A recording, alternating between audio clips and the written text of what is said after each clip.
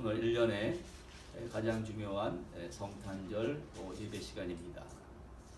구약의 큰 예언의 말씀이 오늘 이 말씀을 통해서 성취되는 그러한 순간입니다. 성경은 가장 먼저 이 사건을 우리에게 이 동방 박사들이 그 별을 보고 찾아왔다는 이야기를 보여주는데, 이 말씀을 좀 더 우리 첫 번째로 별을 쳐다보며 애타게 기다린 사람들이었습니다.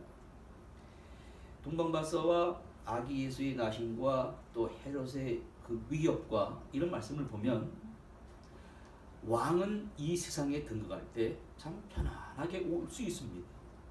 권력을 가지고 말을 타고 칼을 막 휘두르면서 구테타 혁명을 일으키면서, 그러나 오늘 아기 예수님은 사랑의 왕, 평화의 왕인데 참 오시는 일이 쉽지가 않습니다. 너무너무 어려운 일이에요. 그분이 오시는 과정을 보면서 이 땅에 사는 여러분과 제가 너무너무 귀한 존재라는 것입니다.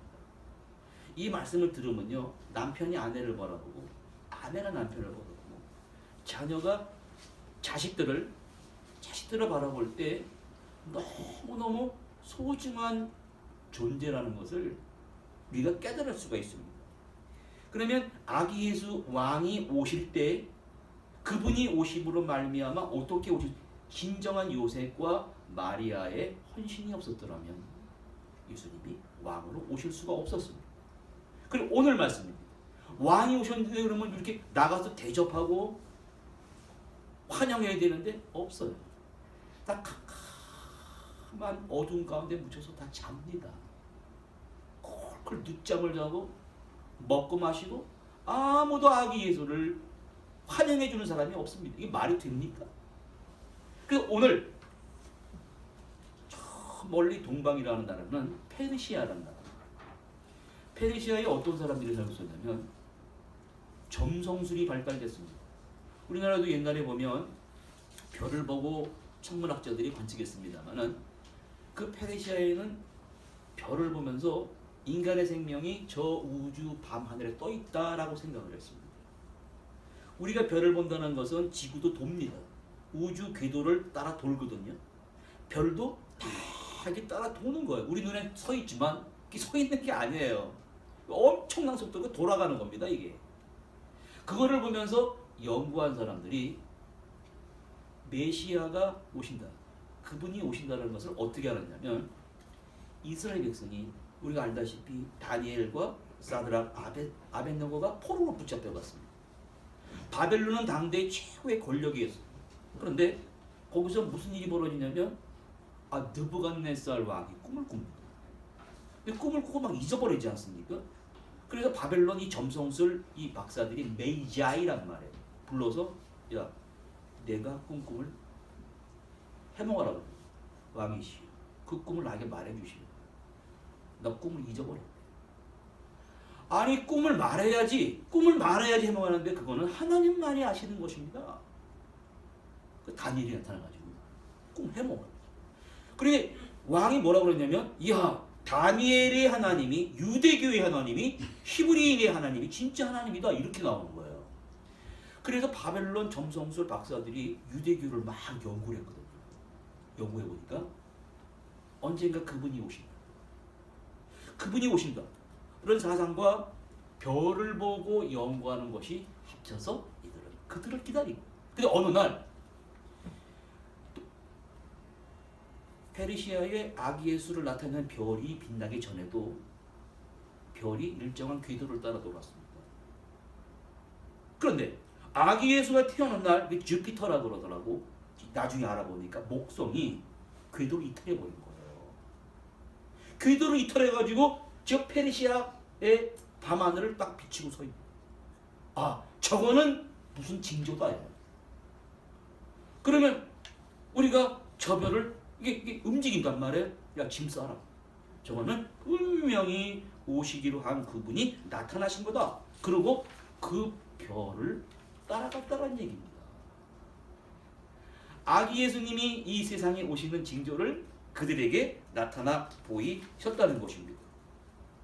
이것은 무엇을 말하냐면 비록 마구간에 나시고 초라한 겸손을 보이시지만 이 우주적인 어마어마한 사건임을 마리아와 요셉의 헌신을 통해 나타내시고 그 밤하늘의 별을 연구하는 그 학자를 통해 바로 그분이 나타나요. 그의 역할은 뭐냐면 찾아가서 경배하는 게 그들의 사명인 거예요.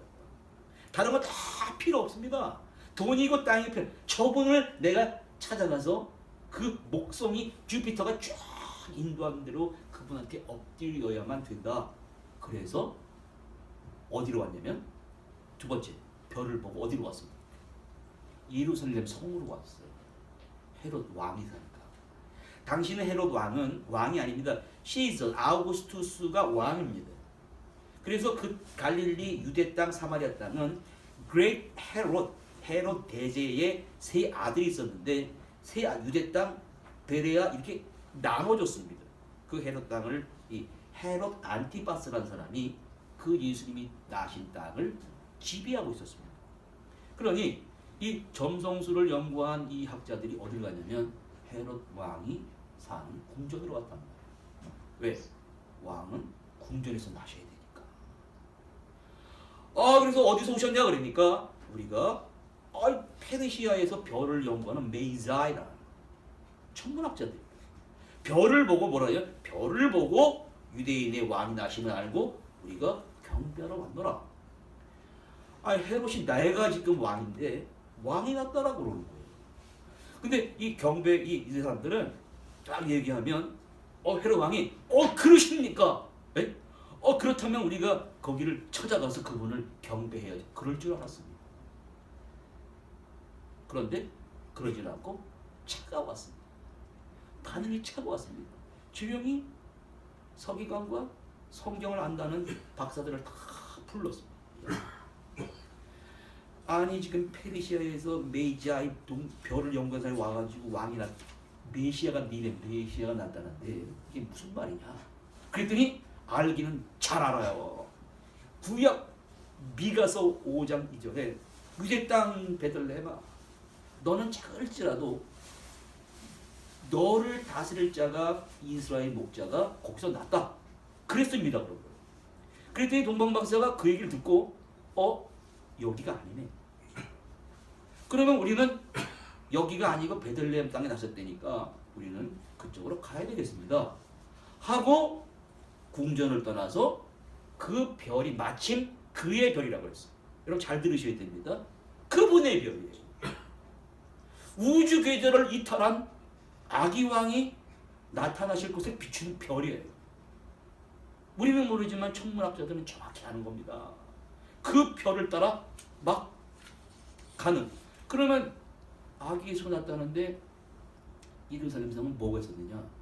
그냥 소동만 했다. 제사장도 알았는데 소동하고 서기관도 소동하고 메시아를 안다는 사람들이 그럼 낫다라면 경배를 하러 가야 될 거 아니에요. 이사야 7장 14절에는 보라 처녀가 잉태하여 아들을 낳을 것이라 그래가지고는 이 전에 내려오는 성경에 쓰이지 않는 이스라엘 땅에는 지금도 이렇게 그 시집을 늦게 가는 분들이 있지 않습니까? 아예 그러면 잘 됐다. 왜? 처녀의 몸에서 4시간 난다니까 시집을 안 가고 자기 몸에 잉태될 것을 기다리는 사람들도 있었어요. 그게 참 이상해요. 태어나셨다라 그러면 찾아가서 경배를 해야 되는 겁니다. 근데 왁자지껄 떠들고 오늘 성탄의 사건은 우리에게 질문을 던지는 것입니다. 이런 복잡하고 캄캄하고 어지러운 선 속에 아기 예수님이 태어나셨으면 이렇게 여러분들처럼 와서 경배를 해야 됩니까? 아니면 스마트폰 들여다보고 먹을 때만 찾고 왁자지껄 소독만 해야 되겠습니까? 성탄 때는 바겐세란 되니까 그냥 찾아다니면서 이렇게 소동하는 사람들이에요. 그때도 소동하는 사람도 있었고 지금도 소동하고 떠드는 사람들만 눈에 보입니다. 그게 아니라는 것입니다. 세 번째로 이 말씀이 우리에게 보여주는 것은 세 번째로 별이 멈춘 곳에 찾아가서 엎드려 예물을 드리며 경배하는 사람들이 나옵니다. 동방 박사들은 아기 예수 낳았다면 같이 가십시다 그런 게 아니라 막 떠들고 그러니까 당신들 떠드십시오 소동하는 사람들을 뒤로 하고 그의 별이 그분의 별이 나타나는 곳을 따라갔더니 다른 성이 있는 줄 알았죠. 헤롯 궁전보다 더 높은 성이 왜? 아기 왕이 태어나셨대. 근데 저런 마구간을 쫙 그 별이 주피터가 목속에 비추는 거예요. 이분들은 아우 저렇게 여기 누추한 곳을 들어가 이런 말 안 했습니다. 이분의 사명은 저기 누추한 곳이라 할지라도 그 별이 비추니까 그건 분명히 그분이 오신다. 우리가 그 유대교의 사상과 히브리 사상과 그 페르시아의 조로아스터교를 연구한 결과 그 분이 오셨다. 우리 가서 경배해야 되는 거예요. 그래서 그분을 찾아서 예물함을 탁 열어서 황금과 모략과 유황을 예물로 드렸다는 것입니다. 황금이라는 것은 당신은 우리의 왕이십니다. 비록 마구간에 초라하게 오신 분이시지만 그 이유는 몰라. 이 사람들은 알 수가 없습니다. 그러나 그 징조를 보고 분명히 이분은 평화의 왕, 사랑의 왕에 오신 것을 동방박사들로 하여금 우리에게 증거하는 것입니다. 또 유황을 받았다는 것은 유황은 제사장입니다. 당신은 영원한 제사장입니다. 우리의 죄를 속죄해 주시는 영원한 제사장이라는 것을 의미하는 것이고 몰약이라는 말은 사람이 죽었을 때 시신은 썩습니다. 부패합니다. 썩지 말라고 몸에 바르는 약이 몰약입니다. 그럼 이분은 언젠가는 오셔서 십자가에 달려 돌아가셨지 않습니까? 그분의 몸에 몰약을 발라서 그리스도의 그 십자가와 고난과 희생을 말씀해 주는 것입니다. 그래서 여러분 지금 마리아와 요셉이 지금까지는 동방박사 오시기 전까지는 제가 그 심리를 들여다보니까 심리가 여러분 것이랑 똑같습니다. 우리가 아기 예수 왕을 낳았다는데 사람들이 숙소가 없다가 안 빌려줍니다. 저도 애 둘을 낳았습니다만 산부인과 산후조리원 이런 건 말도 안 되고 숙소를 빌려달라니까 예루살렘은 소동하고 떠드는데 당신을 위한 빈방이 없다. 메시아를 이제 잉태하면 방이 없어요. 여러분 같은 어떻게 하시겠어요? 이거 정말 사람 성격 있는 사람 어떻게 하겠냐? 그래가지고 갈 데가 없어서 마구간을 갔단 말입니다. 아니 마구간에 지금 애가 막 급하게 나오려고 그러니까 메시아를 마구간에서 나? 이게 말이 되는 일입니까? 이런 마음이 마리아에게 있었고 마리아 우리 똑같은 사람들이니까 있었습니다. 이런 비천한 자리에서 어떻게 나? 하지만 아기가 나왔습니다. 마구간에 났습니다. 바로 동방박사가 등장합니다. 와, 세상에 옷도 존귀하게 차려입은 사람들이 쫙 들어오시네. 깜짝 놀랍니다. 그리고 그 아기 앞에 쫙 엎드리는 거예요. 쫙 엎드리는 거예요. 그래서 황금을 바치고 모략을 바치고 유황을 바치게 된 것입니다. 여러분 가만히 생각해 보셔야 됩니다. 말씀이 육신이 되어서 우리에게 온 것은 극과 극과의 긴장 관계를 보여줍니다. 메초의 예언은 메시아가 오신다 어마어마한 사건입니다만은 초라하게 마구간에 태어났습니다. 겸손입니다. 또 어떻게 보면 동방박사가 또 나타나가지고 어마어마한 예물을 드립니다. 이거 아기 예수가 헤롯이 죽이려고 그럴 때 헤롯 그걸 피해가지고 그 아기를 키우려면 얼마나 비용이 많이 들어갑니까? 애굽에 가서 헤롯이 죽기까지 기다린 비용이 됩니다. 동방박사의 나타남, 별이 나타남, 죽이려 하는 여러분 한 신앙인의 생애를 들여다볼 수 있어야 돼요. 우리 삶 속에는 큰 부유함이 있을 수도 있습니다. 어떨 때는 축하할 일도 있습니다만 십자가가 있는 거예요. 고통이 있는 것입니다. 이걸 다 알고 있어야 돼요. 자녀 기를 때 자녀가 들어가면 대학 들어가면 그 다음에 더 고생이 있다. 아, 인류대학 들어가서 하람 공부하고 대마하고 돌아다니네. 그래서 제가 자랄 땐 얘기를 하는 거예요. 그럼 막 감옥에 막 가. 대만 아이들, 똑똑한 아이들 다 잡혀가지고 말입니다. 막 군대 막 보내고. 그러한 일들이 인생에 쫙 펼치. 그러니까 아예 신앙의 삶은 영광도 있다. 축복이 있어 반드시. 그 다음에 그거로 다가옵니다. 그 십자가라는 거예요. 알고 있어요. 아, 이게 십자가구나. 예수님도 오실 때 그냥 막 죽이려고 하는 거예요.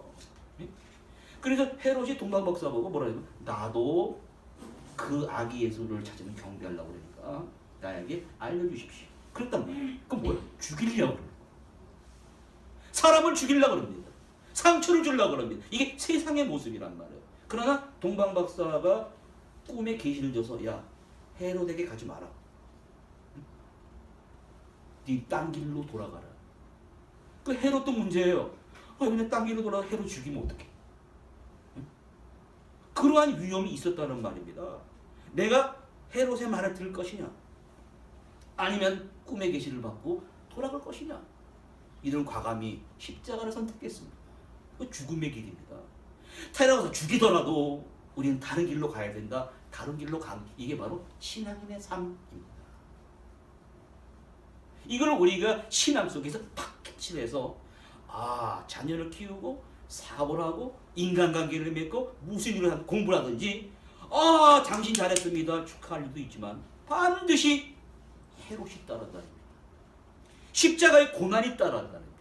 신앙은 그러나 십자가가 우리를 살리는 거예요. 힘들더라도 주님 오셨는데 죽이려고 십자가를 지셔. 나에게도 어려움이 있다면 주님, 이게 나의 십자가입니다. 주님은 태어나는 순간부터 고난당하셨는데 제가 이 문제를 어떻게 해결하겠습니까? 그렇게 기도하면 여러분 놀랍습니다. 하나님이 다른 길로 인도한다는 거예요. 다른 축복의 길로, 우리가 감히 상상지 못한 축복의 길로, 영광의 길로 인도한다는 대답이 바로 이 이야기입니다. 그러니 성탄절에 우리가 예식의 형식을 갖춰서 오늘 아기 예수께, 그 아기 예수께 경배를 드리러 온 것입니다. 동방박사같이. 또 하나 얻을 수 있는 성탄에는 중요한 정신이 들어가 있습니다. 말씀이 육신이 되었다는 것은 그리스도의 사랑이 그냥 말로만 하는 게 아니라 몸을 입었다는 것은 삶의 현장 속에 고난의 현장 속에 끼어들어가요. 슈바일처 박사가 그랬습니다. 백인들이요. 아프리카에서 노예들 잡아다가 유럽부터 시작했습니다. 그게 미국 녹화 농장 하기 전에 유럽에서부터 손발 자르고 죽이고 말 안 들으면 이러다 보니까는 인류가 전멸할 것 같거든요. 예수님이 사랑이 육을 입었으니까 나는 이 순간 이후로 신학 박사, 음악 박사, 그 사람도 파이프 오르가니스트. 하룻밤 연주를 하면 1년 동안 먹고 살게 들어와요. 이거 딱 버리고 당신들이 가장 핍박하는 아프리카로 돌아가서 내가 희생하고 헌신하겠습니다. 이게 뭐 하는 거냐면 그리스도의 사랑이 몸을 입는 거예요. 근데 보통 사람들 뭐지? 말로만 해. 소독만 하는 사람. 외식하는 사람이 되는 것입니다. 그러나 직접 찾아가서 그들과 함께 한다는 게 바로 그리스도의 크리스마스의 우리의 정신입니다. 제가 개척교회 다니면서 처음에 원어민들하고 훌륭한 사람들 생각해 보니까 그들은 천사였던 거예요.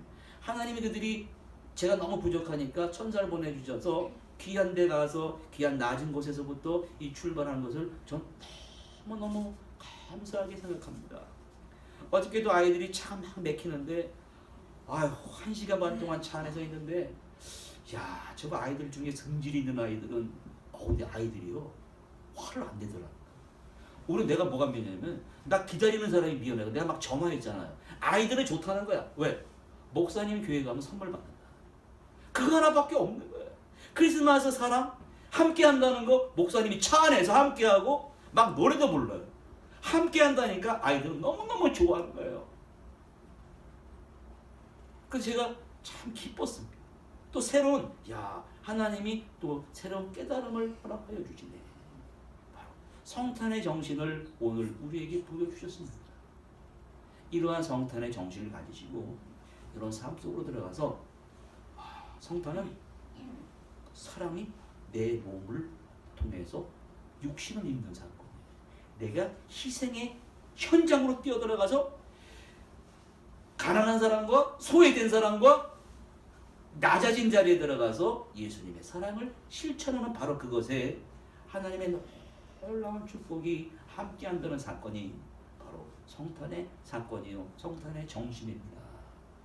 이러한 희생의 정신으로 이 시간에는, 그러니 크리스마스는 십자가의 살을 성찬식을 하신 거예요. 주님의 고난에 동참하는 의식을 우리가 해야 됩니다. 태어나시는 순간부터 죽이려고 하는 그 십자가의 고난이거든요. 우리가 직접 예수님의 살과 피를 나눔으로써 우리 성탄절의 예배의 마지막을 같이 하도록 하겠습니다.